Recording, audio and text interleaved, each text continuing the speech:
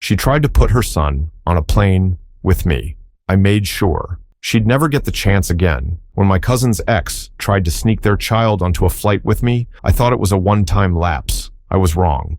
What followed was a battle for custody, truth, and the safety of a boy who deserved better than the chaos she came to bring. It had been years since I'd seen my cousin. The kind of distance that creeps in silently.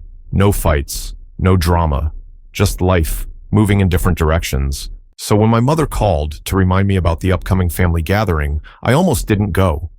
These things were always awkward for me. Smiles stretched too thin, questions about my job, my relationships, the weight I'd gained or lost. But something told me to show up this time. Maybe it was nostalgia. Maybe it was guilt. I walked into the garden party with a half-hearted smile, nodding and waving to relatives whose names I barely remembered. But then I saw him, Daniel, my cousin. And beside him, a little boy clinging to his leg with big curious eyes and a head full of unruly curls. I blinked. The last time I'd seen Daniel was before the pandemic, back when he was still married to Vanessa, the whirlwind woman who entered our family like a hurricane and left just as fast. But now, here he was, different. Calmer, older, but more grounded somehow. And that little boy beside him, he had Daniel's nose and Vanessa's chin, but something softer in his gaze. A gentleness that caught me off guard. Daniel looked up and saw me. For a second, his face didn't change. Then recognition dawned and a grin broke across his face. "No way," he said, pulling me into a hug. "I didn't think you'd come. I almost didn't," I admitted. He laughed. Same. We caught up slowly at first, like strangers retracing the steps of an old friendship. I learned his son's name was Lucas and he was 6. Daniel had full custody. Vanessa was gone, moved back to the Caribbean apparently, and wasn't really in the picture anymore. I didn't ask why I didn't have to. Instead, I watched Lucas chase butterflies in the yard, his giggles rising above the low murmur of relatives, sipping cheap white wine and sharing gossip. He looked happy, safe. And Daniel, he looked like a man who had walked through fire and come out burned, but still standing. Later, as we stood by the buffet table, Daniel opened up more. Vanessa didn't want to be a mom, he said, not bitterly, just matter of fact. She thought she did, but when reality hit, she started checking out, first emotionally, then physically. I nodded, unsure what to say. She left during the second lockdown, he continued. Said she couldn't take the pressure. The noise. The diapers. Said she felt like she was disappearing. And Lucas, I asked quietly. She signed over custody before she left. No fight, no discussion, just gone.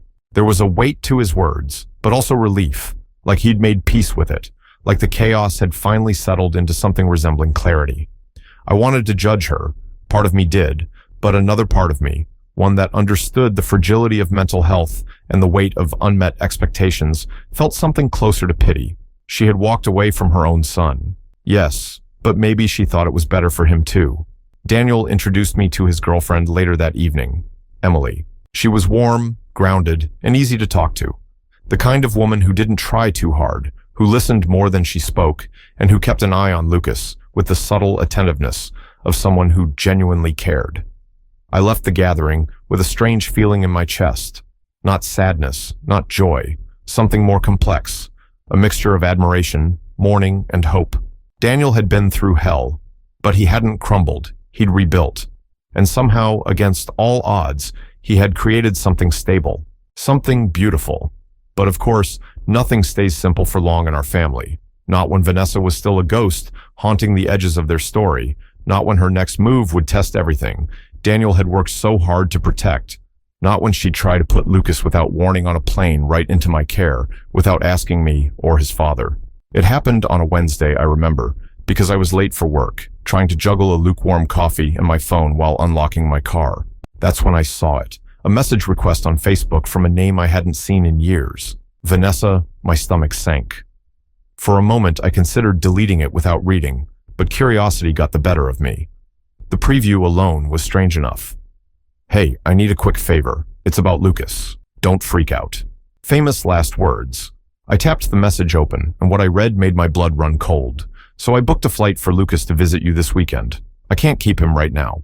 It's just for a few days. Your family. It's nothing crazy." He'll land Saturday morning at 10:15. Please pick him up. I'll send his things. Thanks again. No explanation, no prior discussion, no confirmation from me, just expectation. She hadn't even asked, she'd informed me. Like I was a babysitter she'd hired without checking availability. At first, I thought it was a joke. I reread it scanning for sarcasm or some hint that this was all in my head.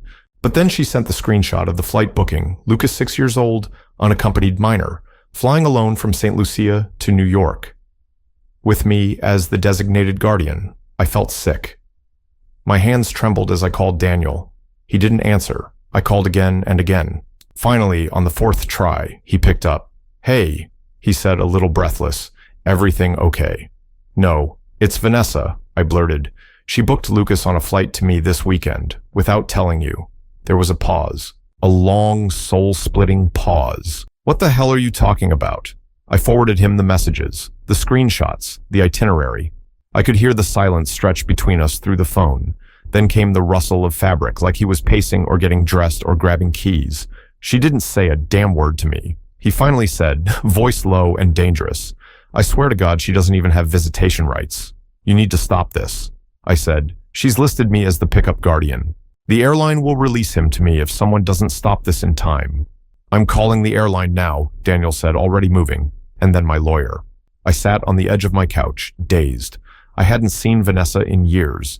I thought she had disappeared into some remote corner of the world to rebuild her life, or at the very least, stay out of the one she left behind. But this, shipping her child off like a package to a relative she hadn't spoken to in half a decade. And what was worse, what shattered me, was that she had thought this was fine, that she hadn't asked, that she didn't think Lucas's father, her ex-husband, even needed to know. Later that day, Daniel called back, voice shaking. "It's canceled." He said I had to threaten legal action, but the airline agreed to block the unaccompanied minor booking. I've already filed a violation claim. My lawyer's working on a cease and desist. "What was she thinking?" I whispered. "I don't think she was," he replied. "I think she wanted out again. And this time, she figured she could just pass him off to someone else." That night, I couldn't sleep. I kept picturing Lucas on that plane alone, confused, maybe scared, holding a little backpack and wondering why Mommy sent him away without saying goodbye. What would I have even done? Taken him in, called Daniel, in a panic, called the police. It didn't matter. I wasn't the parent. I wasn't even the plan. I was a backup Vanessa had invented because she didn't want to face the weight of her own choices. It was almost poetic in a twisted way. She had tried to remove herself from the equation once, years ago, and now, when things got hard again, she tried to erase herself once more this time by erasing the child she brought into the world. But this time, Daniel didn't let her. This time, none of us did, and yet, as much as the crisis passed, the damage lingered. Something had been exposed. Some ugly, desperate part of Vanessa's character that none of us had truly believed was still there. And that was just the beginning. After the chaos died down, the calls to the airline, the lawyer's stern letters, the blocked booking, I thought the nightmare was over. I was wrong. Vanessa, true to form, didn't go quietly. 3 days after Daniel stopped the flight, I woke up to a string of angry messages from her long ranting paragraphs that bounced between self-pity, entitlement, and venom. She accused me of betrayal, of interfering in her parental rights, of taking Daniel's side in a war she believed was still being fought. "You think you're better than me because you have your little stable life. You don't know what I'm going through. I trusted you, and you humiliated me." Trusted me. She didn't even ask me. She used me. And then came the line that made my skin crawl. "Lucas would have been happier with you anyway. I know how much you always liked him," as if she hadn't just tried to abandon him. I didn't respond. I couldn't. There was nothing I could say that wouldn't feed her fury. So I did the only thing I could do. I forwarded the messages to Daniel. He didn't respond right away. But that evening, he showed up at my place with Lucas and Emily in tow. Lucas ran straight into my arms, all dimples and mischief, oblivious to the firestorm, swirling around the adults in his life. "Can I stay with you sometime?" he asked innocently, like for a sleepover. My heart squeezed in my chest. "Of course," I said, my voice catching. Anytime Daniel and I sat on the porch, while Emily kept Lucas distracted inside with some Legos. The night air was warm, but a chill clung to our conversation. "She's unraveling," Daniel said quietly. Her messages to me were worse. She's claiming I manipulated the courts into giving me full custody, that I poisoned Lucas against her. She even said she's going to fight to get visitation back. Can she? I asked. Not unless she proves she's stable, and she's not. Not by a long shot. I thought of Vanessa on some island beach, her phone clutched in one hand and a cigarette in the other, spiraling deeper into the lies she told herself. Daniel sighed, rubbing his temples. I don't know what's worse, her trying to disappear or her suddenly wanting back in, but not for the right reasons, for control. We sat in silence for a while. I keep thinking about that flight. I said, finally, what if I hadn't checked my messages in time? What if I didn't stop it? Daniel looked at me, eyes heavy with gratitude and something else, something darker. I don't like thinking about that either, he said. But you did stop it, and I owe you everything for that. I nodded, but my thoughts were already spiraling. This wasn't just a misstep from a struggling mother. This was a warning sign. Vanessa wasn't done. She might be miles away, but her chaos reached across oceans, and Lucas sweet. Lucas was still just a pawn in her storm. That night, after they left, I sat alone and replayed everything, from the family gathering to the flight booking, from the vitriolic messages to the fear in Daniel's voice. I realized something that chilled me to my bones. Vanessa wasn't trying to parent from afar. She was trying to rewrite the narrative. She wanted to reappear, not as a mother with responsibilities, but as a tragic figure, unfairly shut out by the people who had to clean up her mess. And I had unknowingly become part of her script, but I wouldn't let her write my part. I wouldn't let her hurt Lucas, and I sure as hell wouldn't let her twist this story into something it wasn't. She had tried to vanish. Now she was trying to come back, and that was far more dangerous. About a month passed. Daniel filed paperwork to reinforce the custody agreement. His lawyer added stipulations about unapproved travel and contact, just in case Vanessa decided to get bold again. For a little while, it felt like the air had cleared. Lucas was doing great, bright-eyed, thriving at school, and totally smitten with Emily, Daniel's girlfriend. They'd even started calling themselves Team DLE Daniel Lucas Emily. It was sweet hopeful, and then she showed up. I wasn't there when it happened, but Daniel called me the second he got Lucas safely inside and locked the front door. She came to the house, he said, voice tight with fury. Knocked like it was nothing, like she hadn't tried to ship our son off like a package, like she didn't vanish for years. She what? I gasped, nearly dropping the mug in my hand. She said she wanted to talk. He said, didn't even look ashamed. Just stood there on the porch, asking if she could take Lucas out for lunch. I was speechless. What did you do? I told her to leave. Told her if she didn't, I'd call the cops. And I wasn't bluffing.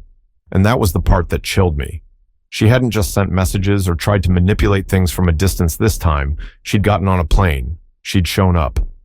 No notice, no court approval, just appeared, like a ghost who refused to stay buried. We didn't know how long she'd been in the country. No one in the family had seen her or heard anything. It was like she slithered in under the radar, determined to reclaim a role she'd abandoned. Emily was shaken. I could hear it in the background when Daniel put the phone down for a second. Her voice was low, urgent, trying to keep Lucas distracted with cartoons while they discussed whether or not to file a restraining order. She's unstable, Daniel said when he came back on the line, and I know what she's capable of when she thinks she's losing. I remembered all too well. Before the divorce, there had been screaming matches, slamming doors, nights where Lucas cried himself to sleep. Vanessa had a way of weaponizing guilt, of making herself the victim in every fight, even when she was the one holding the knife. I'd watched her break Daniel down emotionally over the years before he finally walked away.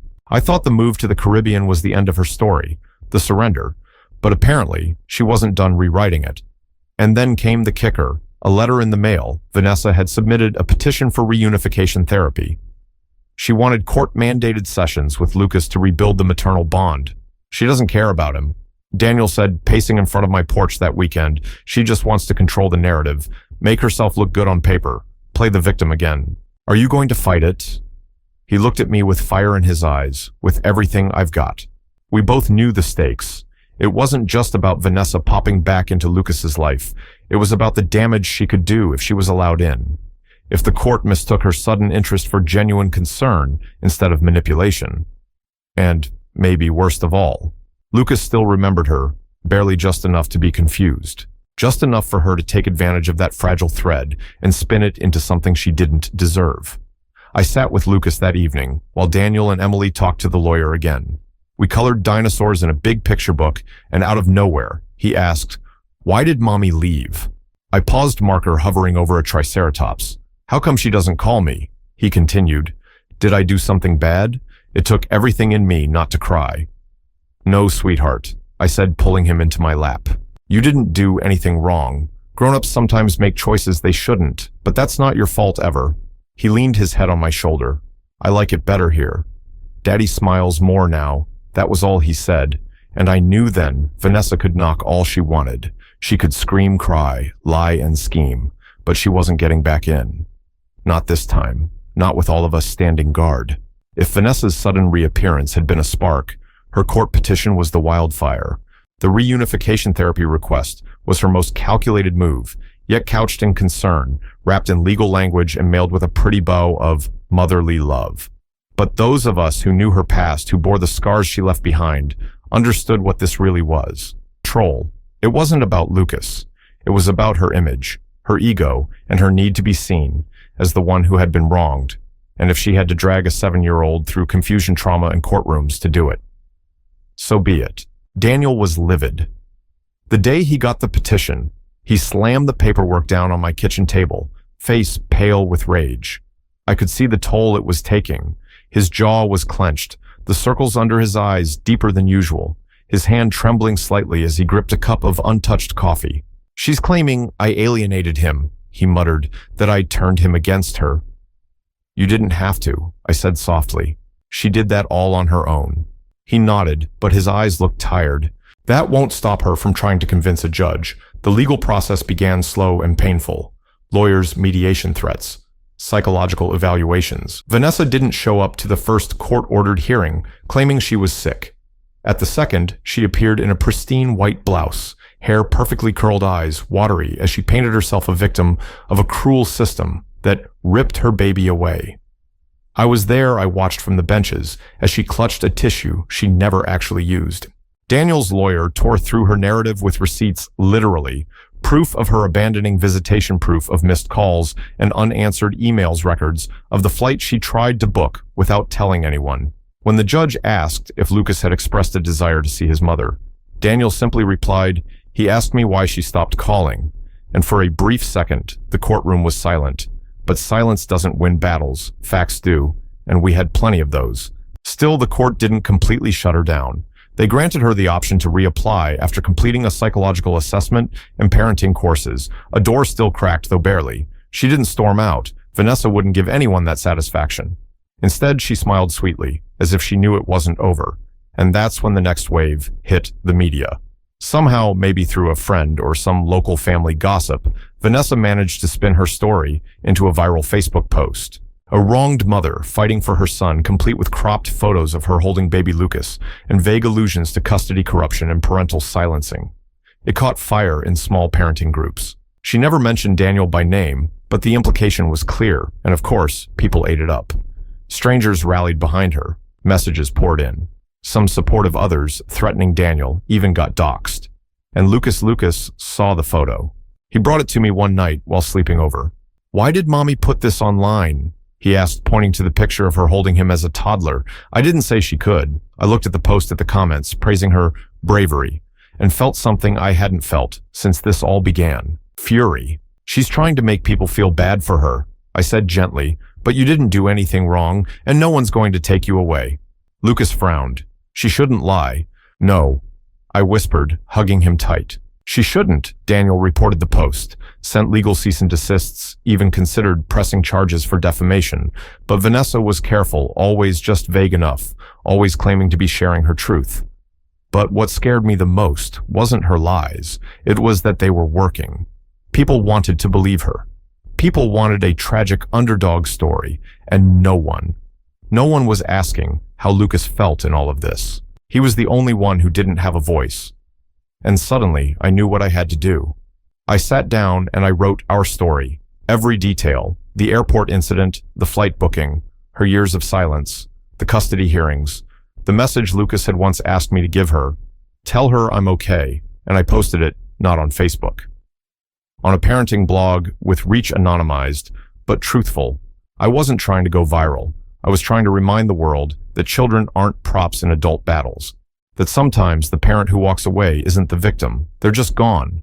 And that silence we'd all been fighting to preserve for Lucas. The safety, the peace, the normalcy it was worth defending. Even if it meant going to war. Months passed. Vanessa didn't reapply for reunification therapy. She didn't complete the parenting courses. She didn't even reach out again. Not to Daniel, not to Lucas, not through back channels or anonymous messages. For the first time in what felt like forever, her presence receded like a bad dream at dawn. Lucas was happy again, not just smiling for the camera. Happy, but real belly laugh, tree climbing, messy painting. Happy. He stopped asking about her. He stopped flinching when someone mentioned airports. He leaned into his life school cartoons, Emily's weekend pancakes. Sometimes I caught myself waiting for the other shoe to drop, but nothing came. Instead, it was just life. It was Daniel getting up early to help Lucas with a science fair project, Emily showing up at soccer practice with orange slices, me back to being the cousin who visited for cookouts. Not legal crises. We never talked about it much anymore. It wasn't avoidance. It was healing. Lucas had started therapy shortly after the court battle, and a few weeks ago his therapist told Daniel something that stuck with all of us. Sometimes protecting a child means not letting them carry someone else's damage, and that was the truth. We hadn't won against Vanessa. This wasn't some victory dance. It was quieter than that. Simpler. We had chosen to protect Lucas's peace, to keep it, to guard it with every ounce of fight we had. Daniel framed a drawing Lucas made and hung it in the hallway. It was crude but beautiful, a stick figure family, holding hands under a big blue sky. There was Daniel, there was Emily, there was Lucas, and me. No one else. I didn't ask if he noticed the absence. I didn't need to. Some losses don't need mourning, they need distance. One afternoon, Lucas and I were sitting on the porch eating popsicles. He looked up at me with that mischievous grin of his and asked, "Do you think I'll be a good dad when I grow up?" I blinked a little startled. "Yeah," I said, smiling. "I think you'll be amazing." He nodded seriously, swinging his feet, "Because I have a good one now and good people around me." That's when I knew the silence had done its job, that the ghosts were gone, that the noise, the chaos, the drama, they hadn't followed us into the future. Sometimes the bravest thing you can do isn't to confront the past. It's to stop letting it write your story. And this was Lucas's story now. We were just the lucky ones who got to help him write it.